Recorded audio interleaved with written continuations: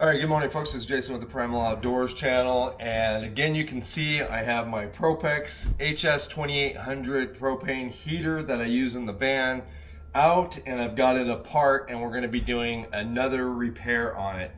I've had this heater now for a little over 4 years, and I'm just starting to notice that there's already some components that are starting to wear on it. Now, if you've seen my last video where I took it apart and cleaned it and got it back working again, that video shows how to take the cover off, and also I don't really show in this video how to get your Propex out of your vehicle because obviously I just don't know how your installation is set up. Also, this is the HS2800. Propex has other models. I can't say that what I'm about to do is going to work on every other model. This is really just going to be for the HS2800. But what we're going to be doing today is there's a fan motor inside the Propex that spins, and it's got 2 squirrel wheels on each side of it.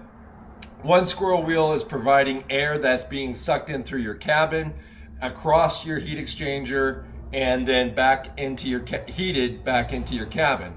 The other squirrel wheel on the back of it is actually pulling air from the outside of the vehicle in and through the combustion chamber where the propane actually burns. So, and those 2 chambers are separated from each other so that way you don't have any of the propane burning fumes coming into your cabin.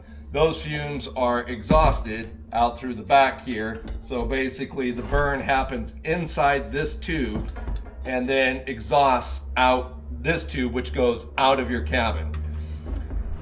The air coming in would typically come in from your cabin that gets heated, would be sucked in from the front of the Propex. So it gets sucked in through here, which comes across the circuit board through this squirrel wheel, and then that air comes through this chamber here on the outside of this heat exchanger, which is now going to be hot because there's flame contained inside it. So this chamber is now hot, and that air comes through, shoots through here, and then exits through here. So there's no actual exhaust fumes coming through. It's just air from your cabin coming in, being blown across the outside of this chamber, and then out. So anyways, that's how things kind of work. But the problem I'm having today is my motor is not coming on.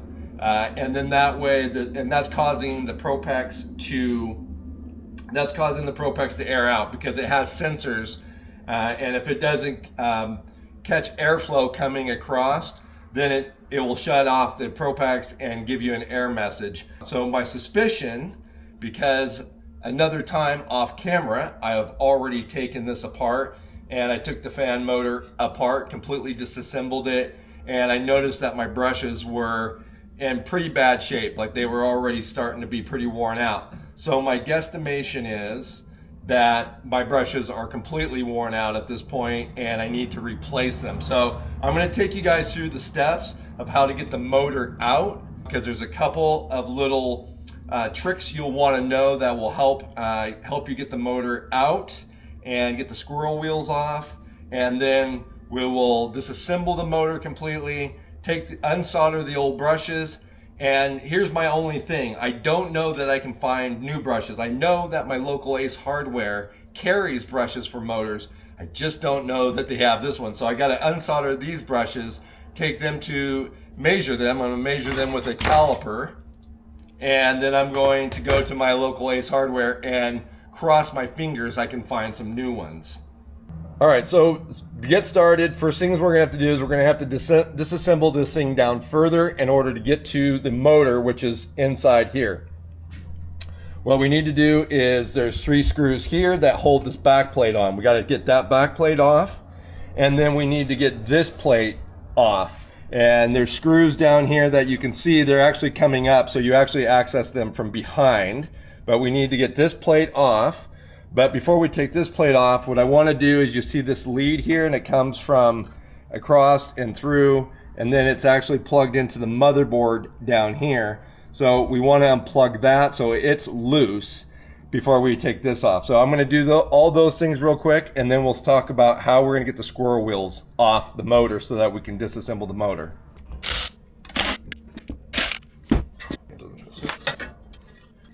All right, so this is your back plate off.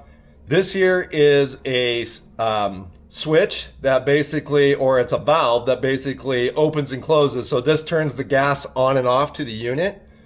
So basically what I disconnected there is the power leads going to it, and it is a normally closed valve. So whenever there's no power going to it, the valve to the propane is shut off and there's no propane going into the unit.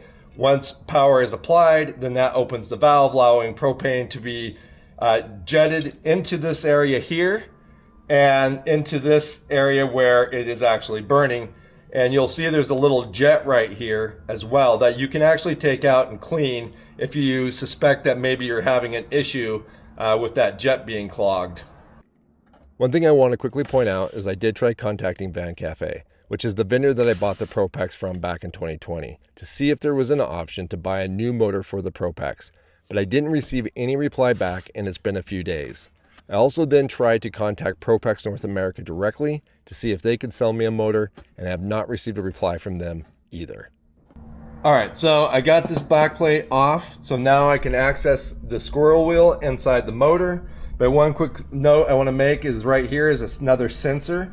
This is actually a heat sensor, and it goes up against your exchanger here, and this has got to detect heat. If it doesn't detect any heat, then it's going to shut the Propex off and shut the valve off to the gas, because it's going to detect that there's no flame, and that way it makes sure that it doesn't just keep spewing gas into your Propex and creating basically a small bomb with a bunch of gas building up inside here but not being burned. So it's really important that when you go to hook this thing back up or put everything back together, that you make sure you get these leads back on. I did take mine off just to make it easier and get it out of the way, but your Propex won't fire if you don't get these back on. All right, so the next thing we got to do is we got to get this squirrel wheel off in order to be able to get to the screws that are actually holding this motor to this plate here. You will see down inside there is a little Allen head that pushes down on the center post, and that's what keeps the squirrel wheel in place, and we need to get that off so we can slide this off. Now there's a real easy way of doing that, and that is they have provided us a little hole you see right here, and there's also a hole in the squirrel wheel, so you can take your 2mm Allen wrench, guide it down through the holes just like that. See there that I've got it through, loosen it. It might be really tight, but I've had mine off before. Once that's loosened, now you can pull the squirrel wheel right out. Real easy, not hard at all. Now all we have to do is take these 4 bolts off and we can pull the motor off. You don't need to pull the squirrel wheel off of this side yet, because there's no way of accessing it through the case like on this one. We have to wait till we actually have the motor out of the unit.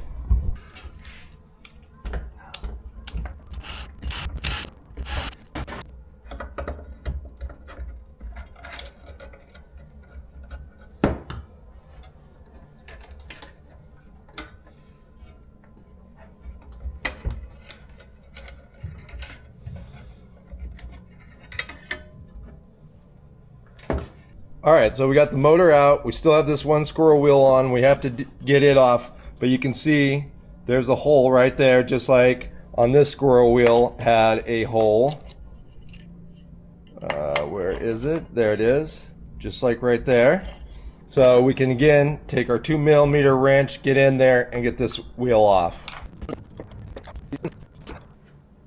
All right, so the next thing we gotta do is, you can see there's 2 Phillips head screws right here. These Phillips head screws are long screws that go all the way down and screw in to the base down here. So what we gotta do is pull those out, and then that's gonna allow us to disassemble the motor.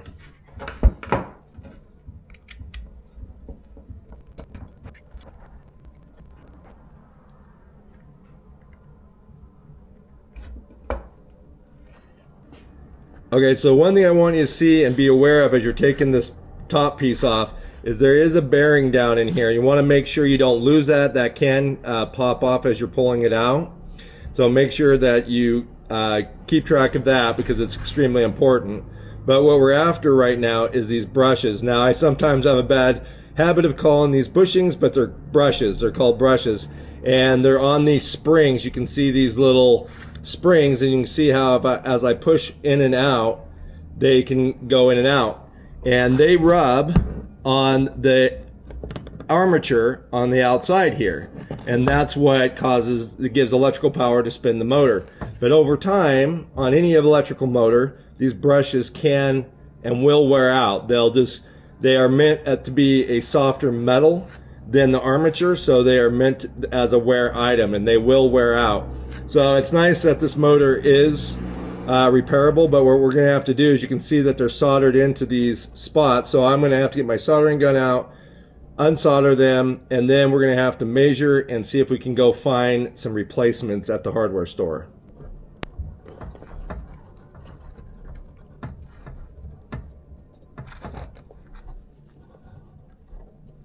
I did go to my local Ace Hardware, and they did have an assortment of different brushes, but none of them were exactly right. They were all standard sizes. I did find a set that were really, really close, so what I ended up doing is bringing them back and shaving them down with a file. I did look on Amazon, and I think I found a set that are a direct replacement, so I ended up ordering a set so I would have them on hand for future.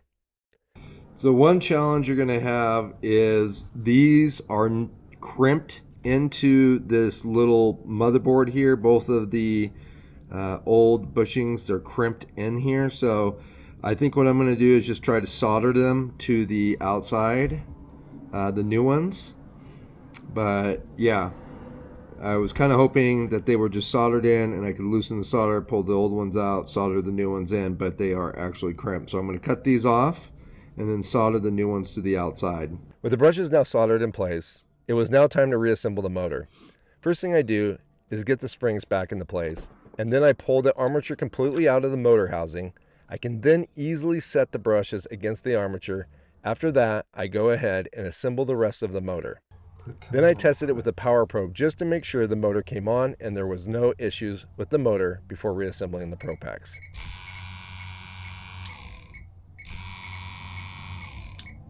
After reassembly, I installed the Propex back into my van. All right, folks, well, we got the Propex heater back installed in the van, and I think it's been a little over a week since I did that repair. I have been back out exploring and camping in the van, and so far, knock on wood, the Propex has been working flawlessly, and I have had no issues.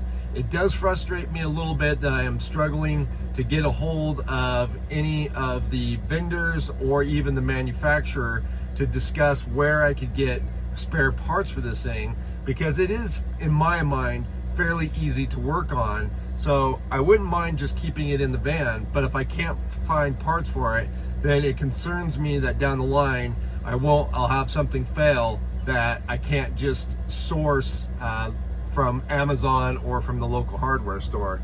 So I may consider replacing this heater in the future. Anyways, I hope this video was helpful to other Propex owners out there. If you're looking to try to figure out what's going on with yours, hopefully this was informative. If it was, please do give it a like. If you have any comments or questions, please leave those down below, and we'll catch you guys again outside.